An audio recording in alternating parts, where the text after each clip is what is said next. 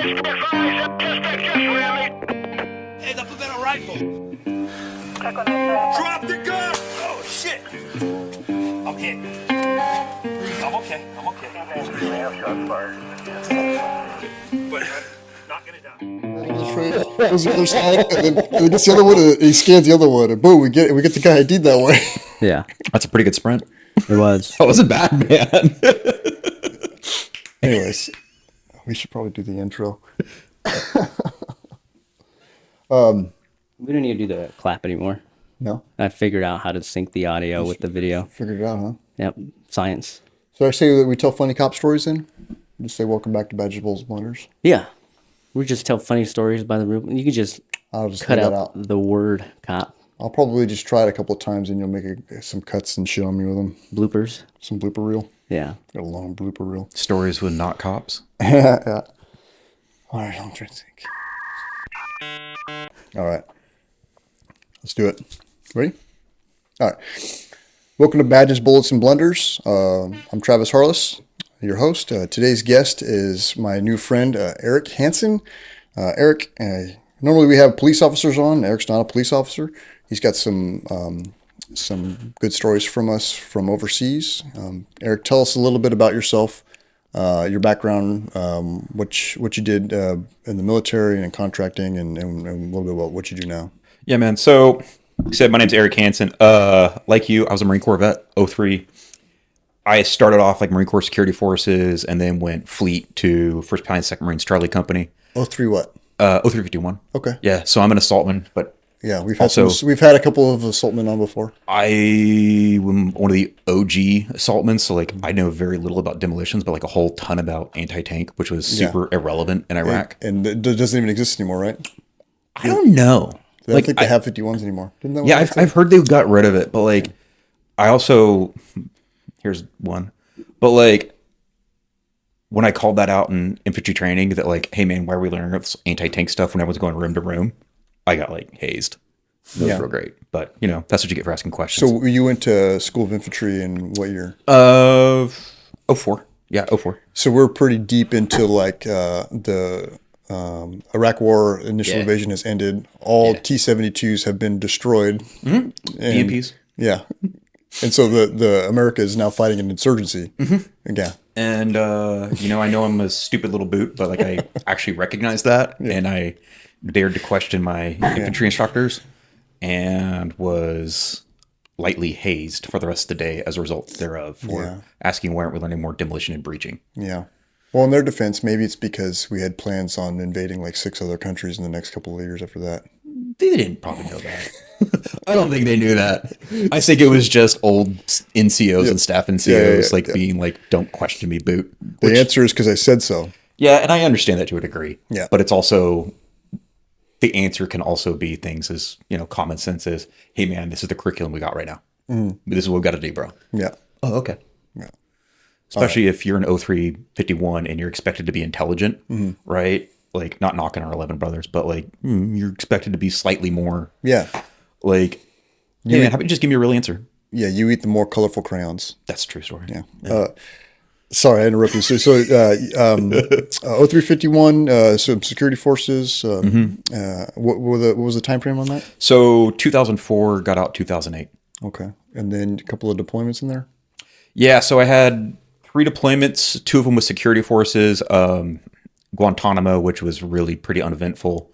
And then second deployment, still security forces. I went to Spain, which was pretty fun. But we also got to do a lot of cool stuff in there, like did some really cool training in Germany at army bases at like ran ranges that were nicer than golf courses. This like army is insane. But at the end of that was, and we'll say we wanted to talk about that later, but I ended up going to Beirut, Lebanon, as a result of the Israeli-Lebanese War of 2006. Went to the fleet, did Iraq like everybody did during the time. Got out because my command made it just not fun, which is a weird thing to say about being an infantryman in that time frame, but like it's not fun, man. Yeah. Went to college for a bit, didn't like it, wasn't having fun there, it sucked. And I went back as a security contractor to Iraq, working with Triple Canopy in Baghdad. Did that for about a year, came home, hurt my back, and then fell into what I do now, which is what I kind of call my accidental career of I work with veterans locally. Okay. Yeah. Cool, man.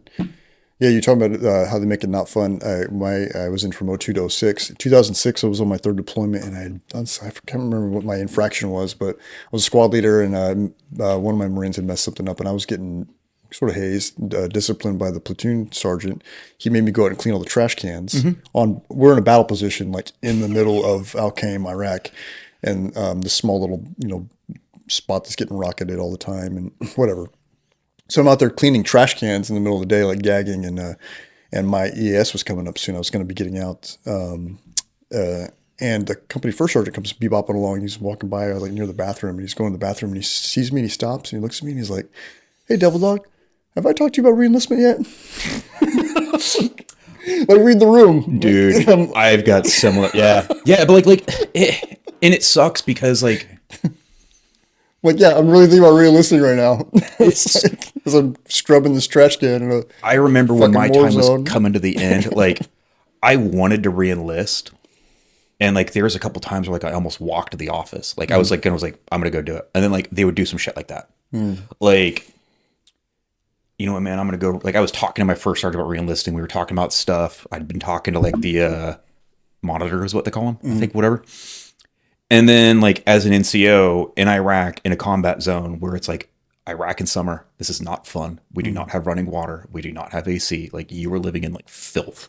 Yeah. And hey man, you got to go lay out all your gear, including your socks for a health and comfort. Yeah. And it's yeah, man, this is totally what I'm gonna stay on board for. And yeah, they take the fun out of it. Well, and you went to the contracting world, and that was kind of, at one point, that was my thought. I'd go that route. I was like, I don't have any other life skills, so I could continue to do this job and get paid a lot more money and have better living conditions and get treated better. Or I could stay here and do this. I'm like, nah, I think I'm going to go with that. But anyways, I didn't go the contracting route, obviously, but it makes sense why that's a lot of people go that route. It really does. Contracting is in a lot of ways, at least the time that I was in with the guys that I was around, I would say it is a lot of the best parts of the military with a lot less of the bad parts. Because everybody wants to be there, right? Everybody there had either been multiple years as a cop, or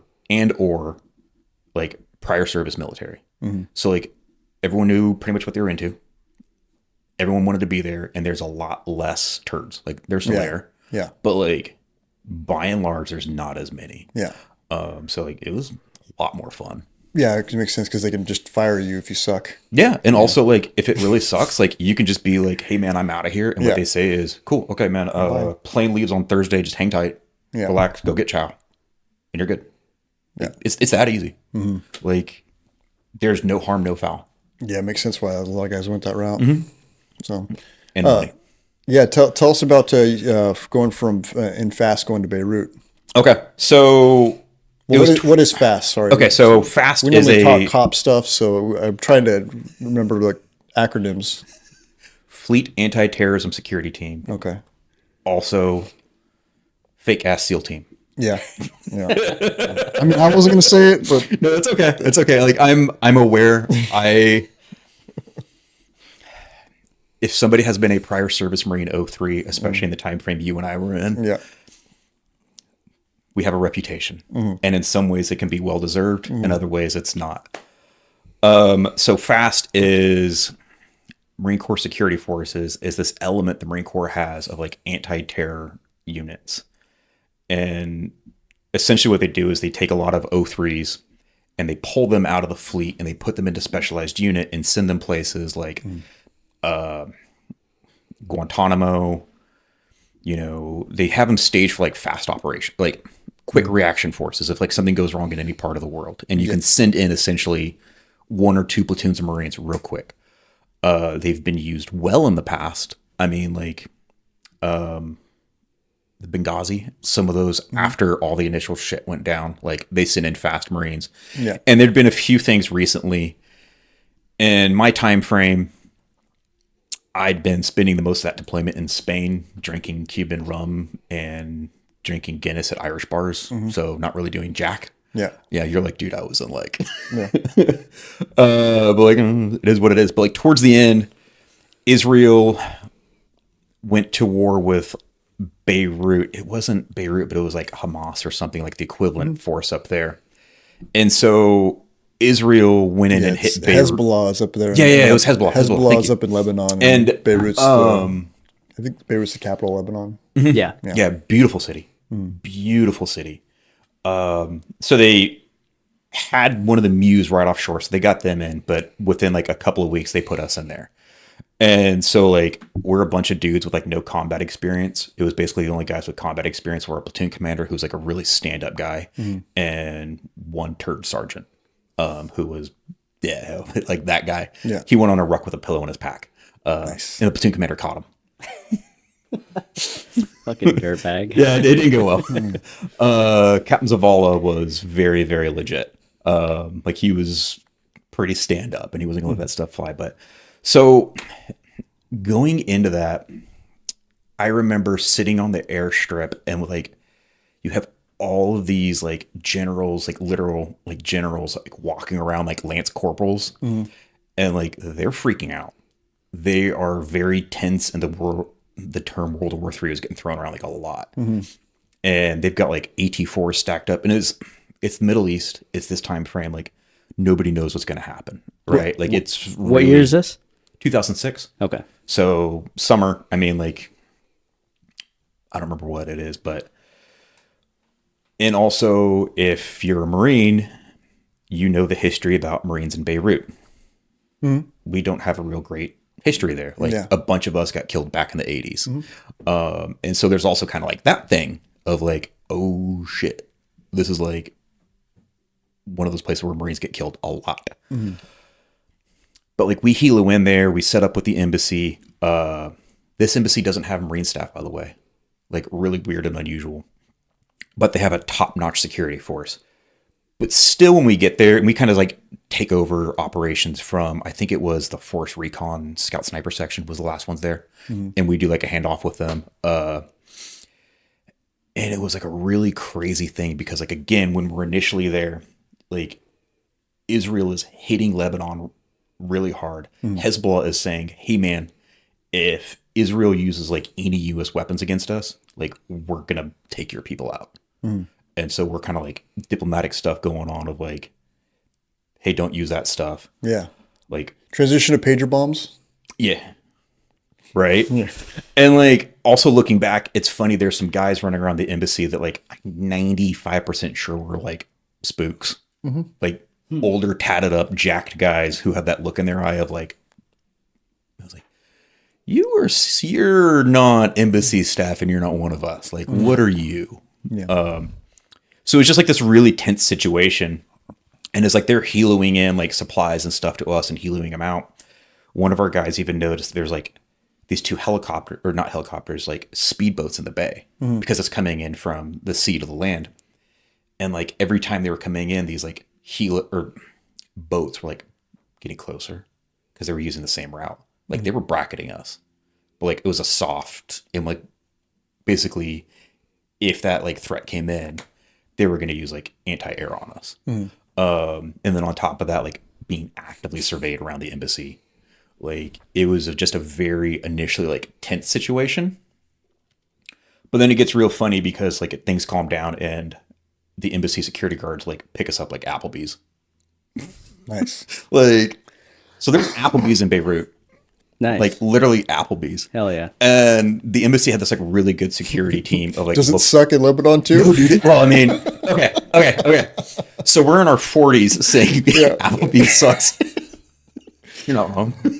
Yeah. But like 21-year-old you? Oh, if you're a 21-year-old on deployment, that's Like Applebee's is great. Oh yeah. Like it's not when everywhere you're eating at is like Roadhouse, Texas, Steakhouse, the Texas Roadhouse, like some variation thereof, or Hooters. Like, dude, Applebee's, like that's really good food, man. Oh yeah. I'm not on my high horse. I would eat fucking, food from the shops on the side of the road. You know. Well, again, you're a cop. You're used to that. Yeah, well, I do that now. But I'm talking like on deployment. You know, stopping on a foot patrol and yeah, let's have some like kebab. You know, I have no idea how long it's been hanging there. Okay, so I trust Middle Eastern food. Yeah, I haven't had I went like months without having a solid shit. I trust their food though, because like the whole halal thing. But actually, the embassy had this like weird little diner in it with like some of the, to this day, like absolute best Middle Eastern I've ever had. Like, but again, it was like this whole like weird thing of you're in a fortress. Yeah. Like, and that's what like the embassy there was, like literal walls. And one of the buildings was the old U.S. embassy that had been blown up by like a truck bomb in the 80s. And it was like this hollowed out, like just a husk of a thing. But like the security detail for the embassy had done is like turned into a hardpoint fortress. So there's like 240s all around it. Like, and it's just this weird thing. But like the Lebanese people are also, like, my experience, super friendly. Yeah. Amazing, highly educated. Yeah. Like very, very highly educated people. And it's just like weird, like dichotomy of like everything, like opposing it. Right. So, and I had some interesting experiences there. One was I ended up working in the embassy COC with like their comm staff who were like a lot older people. And some of these dudes were like hardcore. They'd fought in the Lebanese civil war of like the 60s and 70s. I distinctly remember one guy who was, you could tell he was like hardcore, even though he was like an old man. And this is not me, but he told me a story of something had happened during the Civil War. And the gist of it is the Christian militias found all the Muslims who were in the war with, cut off their heads and stuck them on a road between the two, like the Christian side of town, the Muslim side of town. And I'm like 22-year-old Lance Corporal Hansen, like, oh shit, this dude's hardcore. Yeah. And then we have this platoon sergeant, I'm not going to say his name, who is not super duper highly regarded by us. Again, these people are all college educated. They speak 3 languages. And my staff sergeant would come in and talk to them in like baby voice. Yeah. Like, hey, how are you today? Yeah. How's Hansen doing over here? Like just stupid stuff like that. Yeah.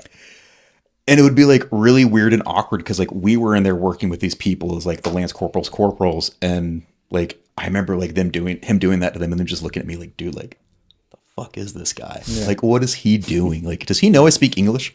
Yeah. So, and like it's the problem is he couldn't make it in the real world, so he had to re-enlist. he's one of those. That's why he's here. He's one of those. And yeah, he's one of those. And like, unfortunately, it's everybody who's been in the military has had those people in their leadership. And it's like,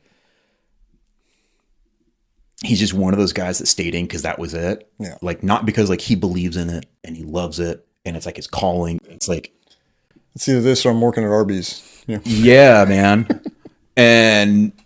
But now he's in charge of like a group of pretty smart 20-something-year-old guys who are like pretty competent and are like a really, really close team.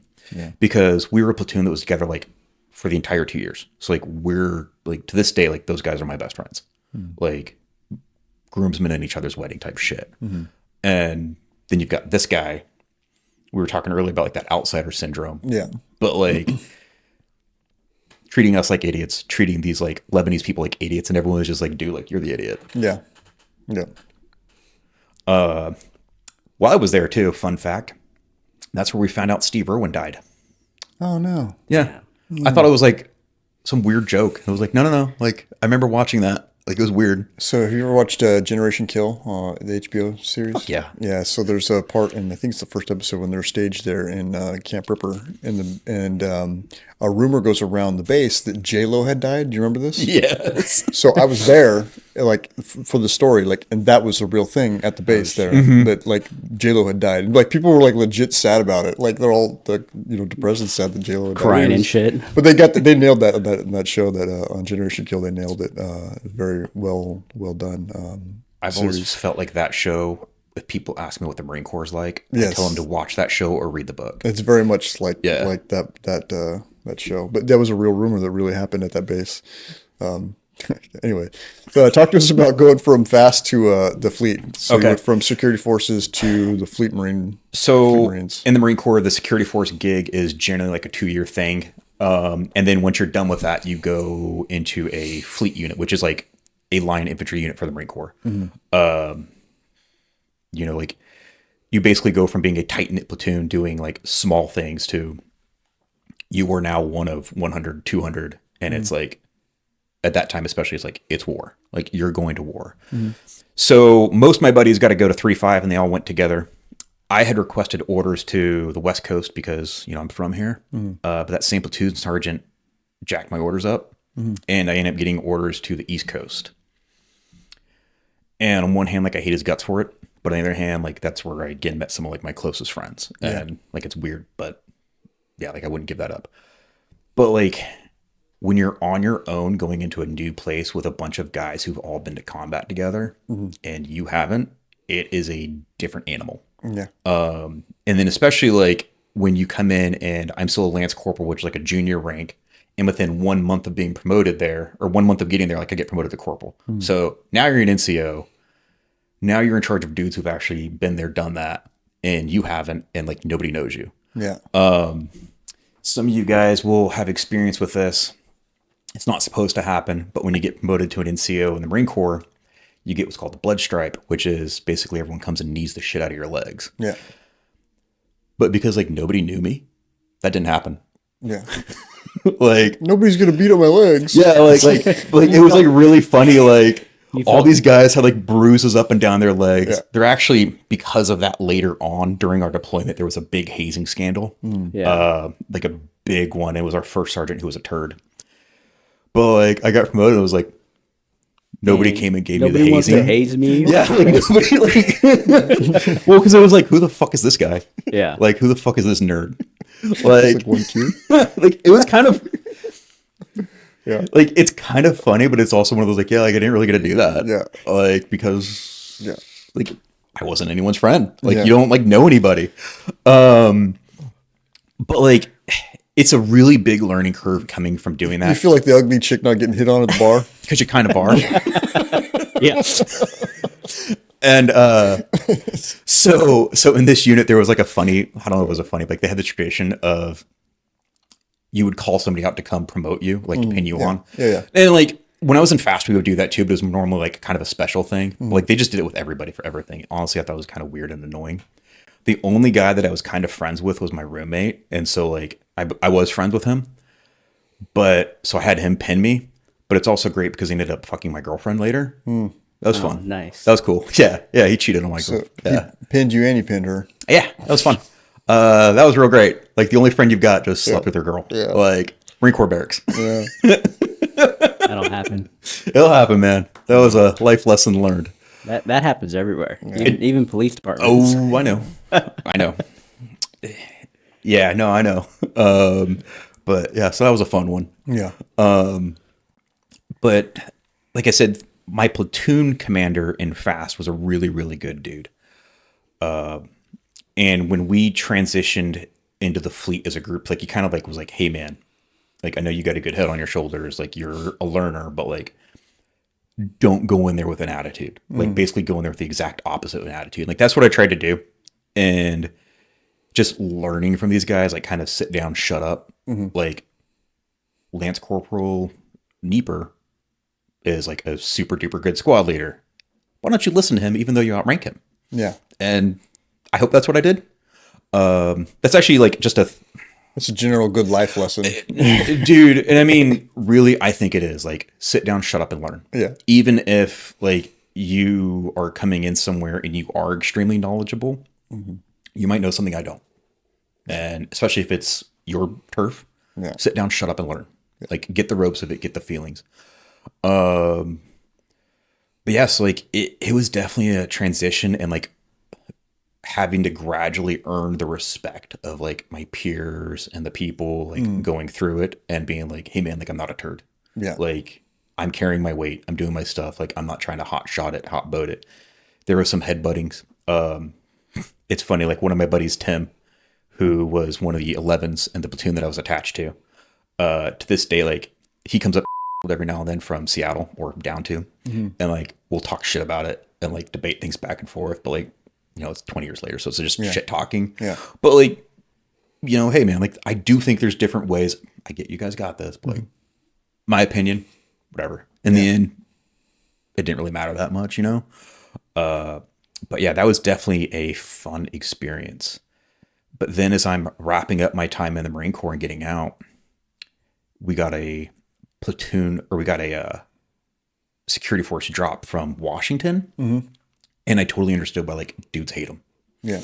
So then you were the fleet guy getting new security forces guys, and you're like, yeah, these losers. Yeah. Well, but like what pissed me off is we'd just come from this combat deployment and a lot of us were getting out and we'd started really pushing up the junior guys for leadership. And you've got some of these guys where it's like, I had this one dude in my team who was like one of the best Marines I've ever worked with. And he's like my junior Marine. And he's also my age. So like I had to definitely work with him different because it's like, he's not stupid. He's very mature. He's very intelligent. He's very good. And it's like, honestly, he was probably better at the job than I was. Like he could have done it extremely well, but just through like, I joined 2 months before he did, or like 6 months, something like that. Like, hey man, like he's my junior Marine. Yeah. And I'm the NCO. Yeah. But so we wanted him to be like section leader, but then, and like same thing with like the 11 squads, like we had like all these dudes who was like, hey man, like you're going to be the new NCOs. You're going to be the new like team leaders. You're going to be the new squad leaders. And then you get the security force drop of like 20 dudes into a company. And again, nothing against most of these guys, but like they're corporals because when you're security forces, you have time to do MCIs. Yeah. You have time to work on your PFT. Like, and when you're in a line unit, you don't. Like, you're in day out, right? So yeah, it's like, holy shit, like this sucks, man. Like my guy just got made a junior Marine again. Yeah.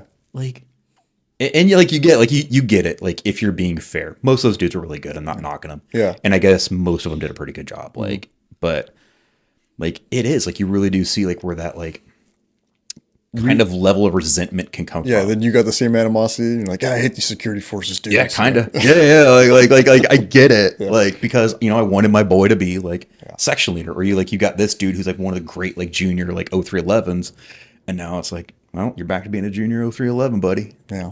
Have fun carrying the saw. Yeah. So then you got out of the Marine Corps in 2008, and then you went to security contracting. How'd that come about? I got out in 2008, kind of floated around a little bit. Like I was just working locally, and then like started going to college using my GI Bill, and it sucks. Like wasn't really liking it. School at the time was not super duper friendly to veterans. Like there wasn't a support structure. There wasn't like a community. And even like locally, like now if you're a veteran here locally in like there's a lot of community. Like there's crap going on all the time. You want to go join a softball team, you join a softball team. Like you just want to go hang out. Like you want to go do Marine Corps birthday stuff. There's that. Like there's none of that back then. And you're walking around campus and like the way you could spot the veterans is like they were just the pissed off dudes with beards, like me looking the shit out of everybody. I couldn't get the classes I needed to graduate, and like I was just getting real tired of it. Like, and it sucked. But also, a lot of my friends were like still in, and they were like still in the fight, and it was just really gnawing at me. And I didn't like being at home while my friends were at war. So I talked to the prior service recruiters a little bit. They were kind of jerking me around. And I mean, like, again, I get it. Like prior service Marines it's a pain in the ass because now you've been a civilian for a bit and you're just going to think different. I ended up going in, started applying for contracting gigs. Back then, it's still around and it's still a business. But like back then there was like companies, PMCs, private military corporations. Yep. And it was companies called like Blackwater, Triple Canopy, Aegis, Dynacore. And essentially what they were doing is they were hiring like cops and former military to do varying forms of security. And I didn't really know, like, they were also paying a lot of money, which is, that's the big gig. Yeah. $500 a day. Yeah. Like, which is, especially when you're 26 years old, no kids, no wife, that's good. I mean, that's good money today. Oh yeah. Right. And so I put in for it, like not thinking anything was going to happen because like, I'm just this lowly O3. And lo and behold, like the company Triple Canopy was like, hey man, we want you to put in, like, we want you to show up. And I was like, oh shit. Like, okay. Like, because if you read about these guys, especially back then, it's like, you think you're going to be around like Delta operators, like SEAL Team 6 type of dudes. And again, like, I'm just a O3 and like, I am by no means like a hot shit Marine. Yeah. I have a t-shirt that says the world's okayest Marine. Yeah. And I feel like that's not a bad thing. And it's not that I was trying to be like the world's okayest Marine, right? Like I was always trying to work and do better, but like, you know, I'm just like, I was never one of those hot shit dudes. Yeah. Like I've got friends like that and I love them. We respect each other, but like I was never the hot shit guy. But so I show up for training and one, it's in Baton Rouge, Louisiana in the middle of summer. Yeah. No, not Baton Rouge. Yes, no, it was Baton Rouge. Sorry. And it's not just that, but like we're in the swamp. Oh yeah. And I've been used to California summer. So you show up there, nobody knows each other. Everyone's mean mugging each other. And in the morning we get to run a PFT. I failed. What was the PFT? It was like a 1.5 mile run in like 7 minutes. So it's a good clip. Oh, that's pretty fast. Yeah. Yeah, no, that's fucking fast. That's fast. So, and I'm not a runner. Like I'm not a runner. But what's funny is like probably a quarter of the dudes failed. Yeah. And like the instructors were like not pissed about it or upset whatsoever. And basically what they did is, where are you guys from? All of us were like from the Southwest. You just went from super dry heat to like you're breathing underwater. Yeah. Yeah. And it was like, they were like, hey, you guys haven't acclimated. Like you'll run it again. But like, it was just really funny because like, if you've never been there, like especially during summer and then in the mornings in like the swamp, like you're drowning. Like it's insane. But yeah, so like that's like how you start off you start off is like basically running it and huge chunks of dudes. And like you said, it's a good clip. Yeah. Like it's a good The air's clip. real moist out there. Dude, it's another thing. I wore glasses back then, and you would walk out from the barracks room. It wasn't really a barracks. It was actually a Louisiana State Police academy. And it was ran by inmates. So like the inmates made the food. They did all that stuff. Yeah.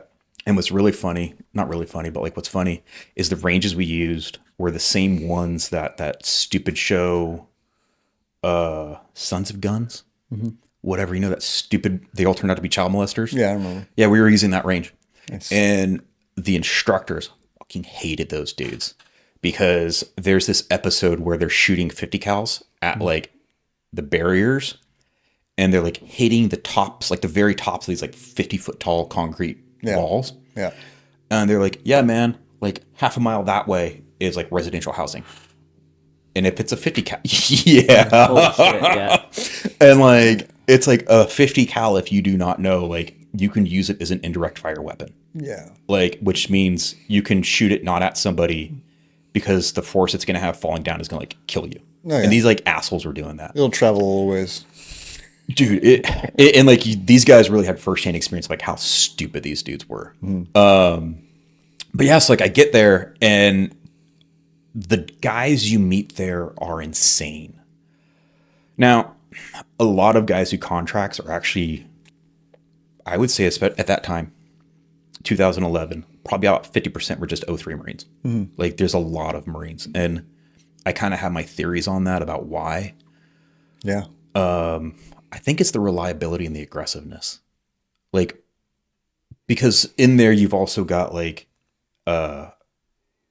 Ranger Regiment Rangers, which like that is a different animal than a tabbed Ranger. Like somebody who's earned a Ranger tab, big respect.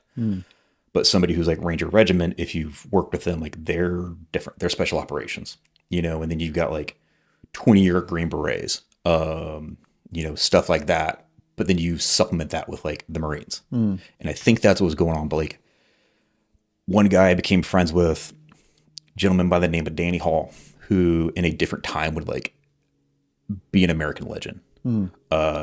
just this crazy 30-year special forces. He's got some of the most absolute wild and insane stories I've ever heard from an individual. He was at the trade centers when they fell. Oh, wow. Yeah. So before, I hope I'm not missaying this in case anybody who's a special forces veteran hears this. I apologize if I say it wrong. My understanding is that before the war, they would send a lot of 18 Deltas, the special forces team medics, to inner cities to learn trauma, right? And I guess that's what Danny was doing on September 11th. And him being him, like, he just responded to it. And like pulling people out of the towers. And then he's got these like crazy stories of like 2 weeks later, he's like riding horses in Afghanistan with the Green Berets. He has like some of the most wild stories you would never believe, except for this other dude who was one of the most intense individuals I've ever met in my life. He ran the Mogadishu Mile. Oh, wow. Oh, yeah. Yeah. And like this guy, they knew each other from like Ranger School as boots. And this guy was like, yeah, man, like Danny had just like always been there, kind of like doing shit. Good to go. He would say like mags and frags, that's all you need. Good to go. Yeah. He's a very intense man. Yeah, yeah, I have a theory about why you'd have a lot of Marines in contracting is I consider going to contracting. It's like being in the Marine Corps is kind of like being a pit bull in the ghetto. Yeah. Where they keep the dog on a chain in the front yard and mistreat it and it lives outside, and then every once in a while it gets to like bite someone, and that's like the reward. Yeah. That's kind of like being in the Marine Corps. And like I imagine contracting is like, well, now they let you come inside the house every once in a while. Yeah. Oh, dude, like You're kind of housebroken a Yeah, little you bit. get to come inside. So when I was in Germany and we were doing these training at army bases, we were shocked when we went there because it was so nice. One of them had won the award for best chow hall in the military for like years in a row. The food was that good. And we're like being Marines, we're on like bases where like they barely feed you. Like they give you a hassle if you want seconds, like blah, blah, blah. And like we're up there getting chow and they're just like, yeah, man, take as much as you want. Hey, do you want some ice cream? And we're like, food? Nice. Yeah. They said our platoon ate as much as a company in a week. Yeah, I bet. But everybody on that base was fat and nice. Yeah. You go to a Marine base, most everyone is lean and has a fucking attitude. Yeah. Like they're pissy because they're hungry. You don't treat them nice. Like you're not nice to them. Like not doing chest thumping, but like there's something to that about like Marines. Like, and I really do think it is like they kind of treat you like dog shit and like subhuman, so that when you've got to go do Marine things, Yeah. you're not going to be nice. Yeah, you don't want the pit bull in the front yard to be a nice dog. No, like, hey man, like I got a little schnauzer that's like a really nice dog, right? Like I'm not relying on him to defend my home. Yeah. But yeah, so like we're there doing the training and it was pretty cool. It was really good. Like I enjoyed it because you're around so many of these. The instructors themselves were by and large like fantastic, top tier, like wealths of knowledge, each and every one of them. And then just like the guys you're with, I mean, like I said, like Danny, like he made me a better shot because Hansen, Hall, right next to each other, like in the lineup shooting because it's just alphabetical. And like Danny would be like, hey man, like why don't you do West Texan? And he just got that twang. It's like he's watching me and he's like, well, why don't you try that? Yeah. Oh shit. Like, dude, he was also a sniper, but like, just like things like that and learning from dudes and like asking questions like, hey man, like what'd you do here? Like, well, how would you assess this? During this time frame, there was just a lot of like interesting people there and like good training, very different because like what we were working on was diplomatic security. So providing like close protection to Department of State personnel, and like also getting a bunch of combat dudes and or cops transitioning from you were patrolling Iraq or doing like hard hits in Afghanistan to your job is to run. Like our job was like not to fight. And like that was one of the things that like, and it's hard to get through to people. It was hard for them to get through to people, like breaking that mindset of when you're doing the contracting, like in that position, we were not supposed to be aggressive. We were defensive. Yeah.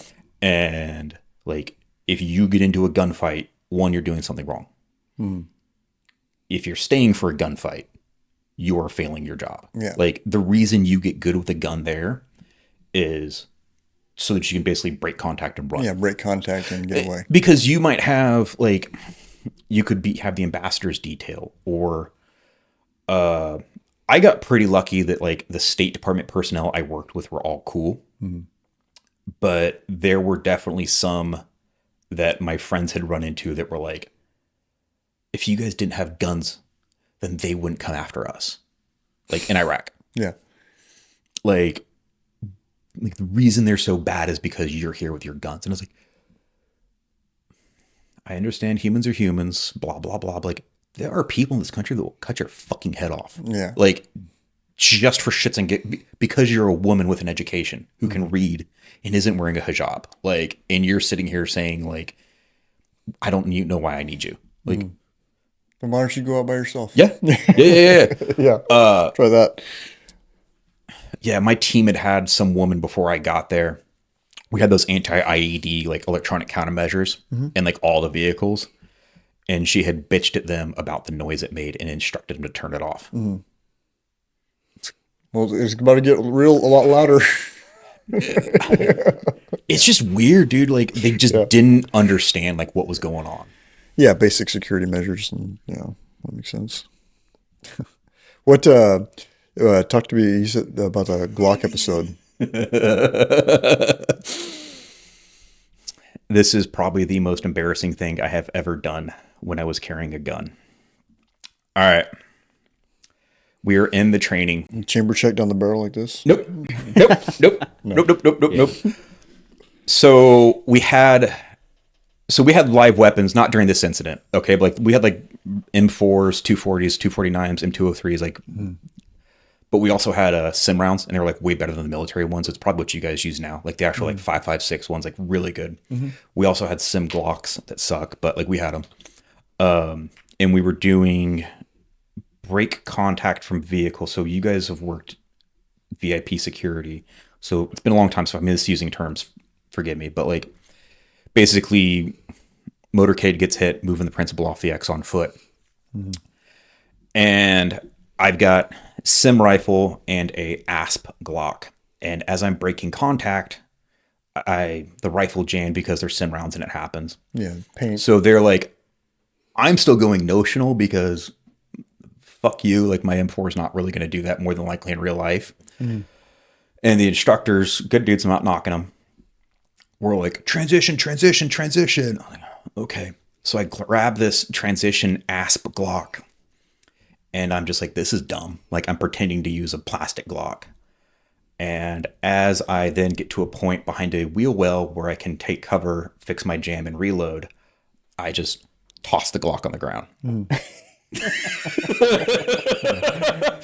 like, you're not supposed to do that. Yeah. Well, this is one of those blue plastic. Yeah. It's just in the shape of a gun. And like as soon as I did that, it was like, oh. Yeah. I do not know what was going through my mind at that moment. The only thing I could think of is I'm trying to do this right. And my brain equated plastic piece of junk that's not working to magazine that's not working. Yeah. And I just chucked it so that I could fix my malfunction and get back in the fight. Right? That makes sense. Dude, as soon as that happened, everyone's face was just like, and I was like, I'm going to be outcast. They're going to kick me out, send me home. You should have thrown at the OP4. Yeah. And like that would have probably been better. When they run out of bullets, Saving Private Ryan. And I am just like, this is it. I am going home, man. Yeah. Like, I mean, I'd send me home. This is during like the training. Yeah. Like this is like the training, and like they can send you home for any reason they want. Yeah. Like, so like their academy, or their version of like an academy. Yeah. And I mean, like, yeah. To get trained up before deployment. Making sure like you're up to par and that you can meet it, because like, you know, you got to meet criteria. And here you are chucking guns on the ground. Chucking Glocks. The old Glock thrower. Yeah. Dude, my buddies. Got a real good Glock for sale. Never been fired. Only thrown once. Merciless. Yeah. Merciless for years. Obviously, I ended up not getting fired. I got written up for it. Yeah. And I was just like, I'm not getting sent home for this. He's like, pretty stupid. Don't do that again. Like, okay. Yeah, everyone gets one. Yeah. I think that was kind of what it was. And it was like just merciless, like razzing by my buddies, like the Glock thrower, like the Glock chugger. One of them, my buddy Brian Hall, another one, super good dude, Ranger. He edited a picture of me shooting like normally, and he edited my arms out to like something else, and then like a Glock flying through the air, and put it on Facebook back in the day. Yeah, Nice. I deserve it. Photoshop. Yeah, so that incident, that was a fun one. What about emo kids and emo kids in Iraq? The emo kids in Iraq. I didn't think they had emo in Iraq. I didn't either. Yeah. I did not either.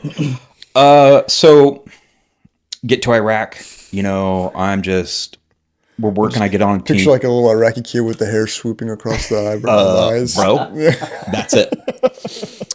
And dude, and especially like how and when you were there.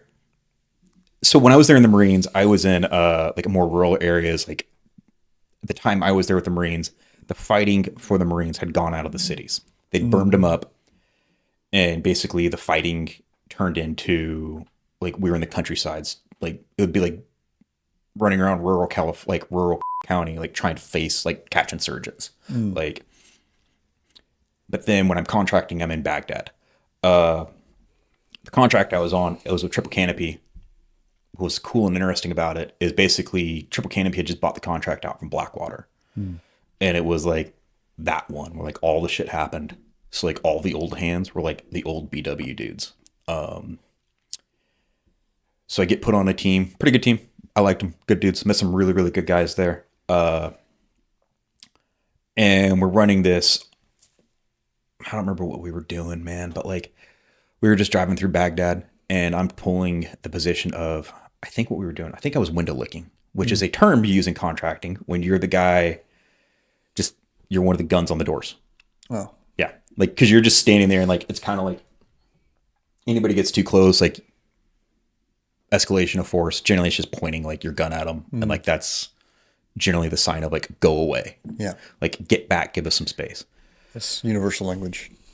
You'd think, but you've also, like, if you've been to Iraq, you also know that it's not as much of a language there as it is here.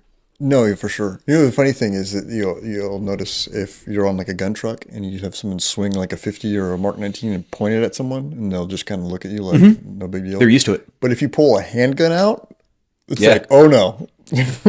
And like, I don't understand. Like, I'm a lot more afraid of that 50 cal, that M2 50 cal than I am this 9mm Beretta. Yeah. But Well, I guess what that was, I think there's like, I've been told there's generational trauma. Yeah, there's a lot of Saddam's people. a lot of executions Yeah, and stuff like and that. they used yeah. handguns. Yeah, yeah. So to them, that was like the business. Yeah, the language is a little different. A little different, and they're used to it too. Like you said, man, being real, like that's generational trauma. Like you're just so used to it that like somebody pointing a gun at you is like another day. Yeah. But they still really did. So we're driving through downtown Baghdad, and all of a sudden, like I'm looking into one of the markets, and it's like, what the fuck? There's a bunch of emo kids, like just walking around, like you said, like do the swoop. One of like super tight jeans. If you've been around Iraqis, they wear very tight jeans, but these were like tighter tight jeans. Yeah. Like one of them was wearing like a USC sweater, which I think was like, yeah, dude, seriously. This was like one of those, like, I wish I'd have taken more pictures, but like, I kind of took it serious that like, you know, like, hey man, like I got my sector, like you shouldn't be. Yeah. But that would have been one of those ones where I could have taken a picture and it would have been like amazing. Yeah. And like, I get on comms and I call it out the rest of the team, like, yo dude, like check it over here to like the right. Like, it's just a bunch of fucking emo kids. I was like, what the fuck? Like, what? So it's just kind of funny and like, you know, kind of take note of it. Like, that was weird, man. Like talking to my friends, like I saw a bunch of emo kids. Yeah, they're just listening to the U's, mad at their dad. Yeah. Probably something weird. Well, so fast forward 2 weeks later, like 2 weeks later, sometimes short later, I come back to my room after another operation and I'm eating some calzone. There was like a place there that made like a crazy good calzone and I was just eating it. And I'm looking at like the news one of the Iraqi militias had gone around Baghdad just killing the emo kids. There had been like a mass killing of them for their being like effeminate and like Western values. And it was like, Too westernized. yeah, and I was like, oh, kind of feel bad about laughing at that now. But weird shit, dude. It's like killing off all the unicorns. I feel it. That's sad. Because tonight will be the night that I will. And then last, like you talked about transitioning from that grunt life to the pogue life. Well, tell us what's a pogue. That's another A person other than a grunt. Okay, So it's a derogatory term. it is a derogatory term. It is not a polite term that I would not use anymore in my role of working with veterans. Yeah.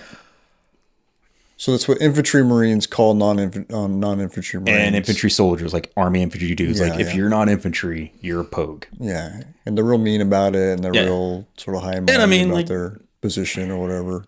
being real, there's kind of some, at the time, there's kind of some real reasons to it. Like there's an arrogance, right? Yeah. Like every Marine's a rifleman, but are you? Yeah. Like, not knocking them. I mean, like tons of good dudes and gals are, but like at the time, it's a derogatory term. There's also some jealousy involved. 'Cause I'm being someone who's used the term before, where I'm like, I'm living in a hole in the ground right now, and I'm real jealous of those guys over there. Yeah, no, but I mean, like, but for real, it's like you're living in. It's like, okay, so you did the invasion, I didn't, but like when we were in country in Iraq, like we basically took over this schoolhouse, and like, yeah, we had walls, but like it was rough living. Like it was not fun. Like we all stunk to shit. Yeah. We don't have running water. Like we had to go get our own water, food, and fuel one time because the pogues were too afraid to deliver it to us. Like that, like really happened. But like that's also where that animosity can come from. But like, oh, it's too hot. Like by you guys are getting too much action with IEDs. Well, dude, we need water. We need fuel. Like, so we went and got it. Right. So like, there's some realness to that, but there is also a level of arrogance and jealousy. Yeah. Right? There's a lot to it. There's a lot, and it's a cultural thing. Yeah. So when you get to contracting, you get some of the old hands, and one of them was a guy I'm still friends with, Chewy, who was a Marine Scout sniper and is like slick back, tatted up cholo with a gigantic fat SS tattooed on his leg. Yeah. Yeah, that's an oxymoron. Yeah, right? Like, and they use like Mexican dude with SS. Scout sniper. Not Scout knowing sniper. not knowing what it is. Yeah. Like he's like scouts, like Marine Corps scout sniper, and they, for better or worse, use that logo. And like again, Used to use that logo. used to use that logo. Yeah. And he just got these giant thunderbolts on his leg. But like crazy cool dude. And he was fun to work with. And I remember him being like, dude, you're going to be a pogue. Like, you got to realize, like, you're a pogue now. And, like, you hear these guys talking about, like, no, I'm not, bro. I'm not going to be that way. I'm always going to be that. And there was a day where it hit me. And I was like, yep, I'm a pogue. We'd come off of a mission. And so you remember in the Marine Corps, like, they were always checking your weapons and your gear. They only did that to us once in country. And it was, like, everything. Nobody gave you shit. Like, nobody was like, dude, you need to clean that more. Like, you know, it was just like, what's your serial number, man? Yeah. Like, that's it. Yeah. Which is really great. And turned in all my stuff. I had like M4, Glock 19, and I had the team saw. Whatever. Get back to my room. I have a room to myself. I've got kind of AC. And this is like in Iraq, which is insane, like compared to like what you and I lived to in the Marine Corps, right? Yeah. And hot chow, gym, Wi-Fi.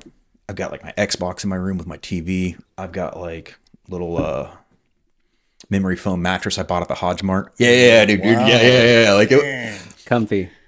like, Man, you're a pogue. yeah, no. I'm going to tell you where it hits.